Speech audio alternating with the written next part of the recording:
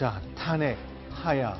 오늘 이제 컴퓨터를 통해 포털 사이트에 가면 이런 검색어들이 가장 상위를 차지하고 있습니다. 여권에서는 가슴이 미어질 것 같습니다만 이게 엄연한 현실이 분명합니다. 자, 야당은 총공세에 나섰습니다. 야당 얘기 소개해드리겠습니다. 최순실 대통령, 박근혜 부통령이라는 말까지 시중에는 나오고 있습니다. 사과랍시고 하셨지만 국민은 분노를 넘어 절망하고 있습니다. 대한민국 국민은 한 명의 대통령을 뽑았었는데 사실상 두 명의 대통령이 국정을 운영하고 있었습니다. 낮의 대통령은 박근혜, 밤의 대통령은 최순실이었다는 것입니다.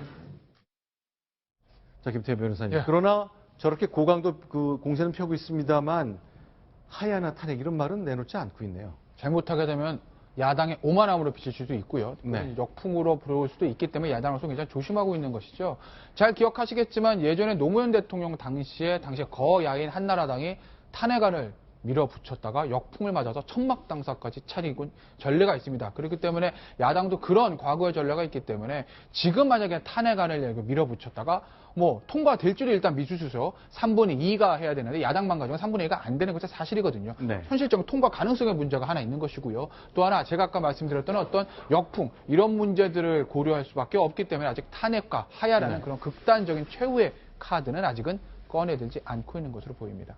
자, 그러나 문재인 대표가 직접 오늘 긴급 성명을 냈습니다. 박성호 국장. 이 내용을 좀 의미를 좀 해석해 주시기 바랍니다. 그렇습니다. 문재인 전 대표가 대통령은 당적을 버리고 국회와 협의하여 거국 중립 내각을 구성해달라 이렇게 얘기를 했습니다. 네. 다시 말해서 어떤 초정파적인 내각을 새로 구성을 해서 그러한 중립성이 보장되는 그런 내각의 법무장관으로 하여금 이 추호도 숨김이 없이 지금의 검찰을 믿을 수 없다는 거죠. 법무부를 믿을 수 없다는 거죠. 그래서 어떤 성역 없이 수사를 하고 그런 길을 통해서 어떤 국민의 신뢰를 회복해서 국정을 제대로 운영해야 된다. 이런 주장을 펴고 있습니다.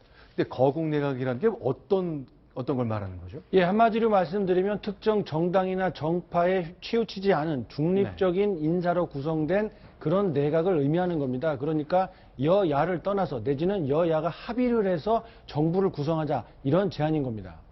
일단 대통령 당적을 버려야 한다는 것이 문재인 전 대표의 요구였고요. 그러니까 탈당하지 않은 대통령이 한 명도 없었잖아요. 이명박 대통령만 탈당하지 않았을 뿐 직선제가 거행된 이후에 모든 대통령이 임기 말에 탈당했거든요. 자, 그 경우처럼 탈당할 것을 요구했습니다. 그런데 이제 문재인 대표는 사실 옛날 생각이 많이 날 것 같아요. 바로 10년 전 자신이 대통령 비서실장이던 시절에 노무현 대통령이 대통령직을 내려놓겠다 이런 글들이 많이 있는데 그 윤태영 대변인이 쓴 책 바보 산을 옮기다 보니까 딱 그런 장면이 정확하게 묘사가 돼 있더라고요. 자, 대통령의 지시였습니다. 예, 당시 이제 윤태영 대변인이 쓴 글인데요. 노무현 대통령 당시 집권 4년 차 때 그런 얘기를 했다는 거죠. 과도 내각을 준비해라. 총리의 김우식 과기부총리와 전윤철 감사원장 가운데 누가 적당할지 판단하라라는 얘기를 했다고 하고요. 하나 더 보시면 내가 식물 대통령에다 더는 일을 할 수가 없다. 또 4년 임기제가 차는 날쯤에 사임했으면 좋겠습니다. 라는 얘기들 당시에 사임을 하거나 또는 과도 내각을 준비하는 어떤 그런 얘기들을 했다는 사실을 당시 윤태영 대변인이 책에서 밝혔던 것입니다. 자, 문재인 비서실장으로서는 이제 대통령 4년 차는 날, 그러니까 박근혜 대통령 시험 내년 2월 25일에 해당되는 그때쯤인데 나는 그때 아예 사임했으면 좋겠다고 이제 청와대 내부회의에서 계속 얘기를 했다는 거거든요. 자, 이 장면 떠오를 법합니다만 어쨌건 대통령으로 지금 할 수 있는 일이 굉장히 축소된 것만은 분명하지 않습니까?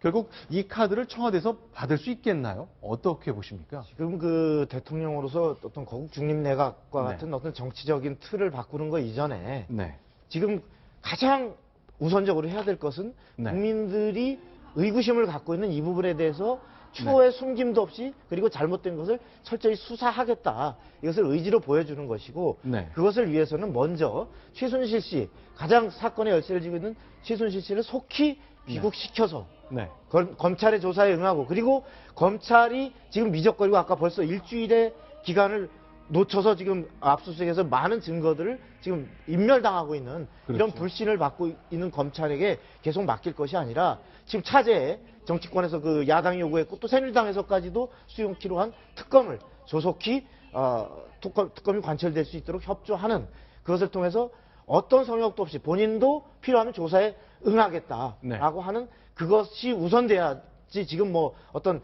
이 거국 중립 내각이라든지 탈당이라든지 이런 것은 많은 또 정치적인 또 판단이 따를 문제이기 때문에 쉽게 결심하실 수도 없을 뿐더러 네. 그것이 어떤 이 진실을 가리는 일차적인 지름길은 아니라고 생각됩니다.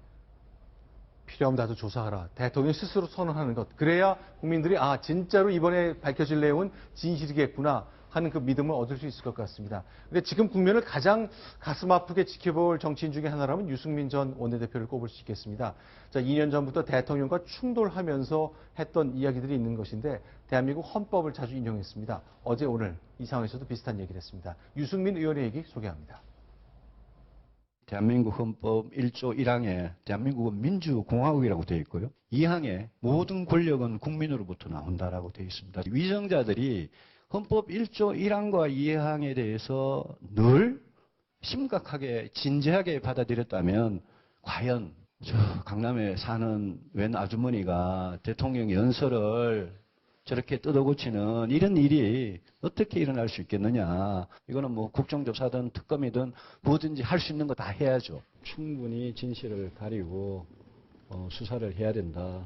저는 이 문제는 대통령께서 오늘 사과 정도로 끝날 문제는 아니라고 보고요. 보도가 사실이라면 저는 뭐 이건 정말 나라가 아니다라고 생각하고요.